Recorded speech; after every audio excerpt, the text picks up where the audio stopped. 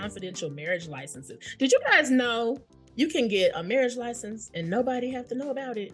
Nobody knows about it. Nobody can look it up. You can do it in 4 states in the United States, but I highly recommend California, as with California, it's the easiest process. And I tell people you can have your wedding anywhere, but get your license in California.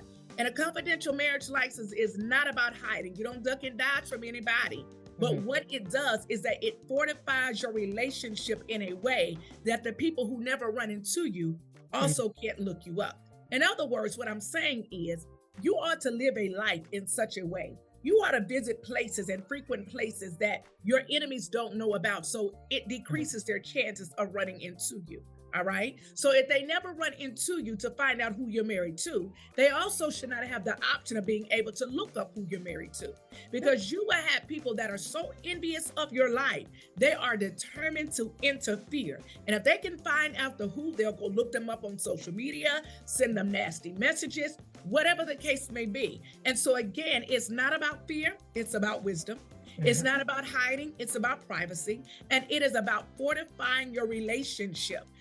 And I highly recommend that for celebrities. I highly recommend that for well-known people. I just officiated a wedding for a very well-known, let's just say a C-level executive for a well-known company in the United States. And she went that route because she said, in my industry, people will try to destroy your private life in hopes that it will destroy your public persona. Okay? So you have to understand. Now, everybody doesn't need this, all right? But for the people who need it, embrace what you need. In John 7, Jesus is flat out asked, are you going to the festival? Jesus said no. And then when everybody else went to the festival, he went. Did Jesus lie, or was Jesus operating in strategy? Well, Jesus tells you, essentially, he was operating in strategy. Why? Because the world does not hate you. The world hates me. When you know who you are, when you know what you carry, you got to move differently than anybody and everybody else.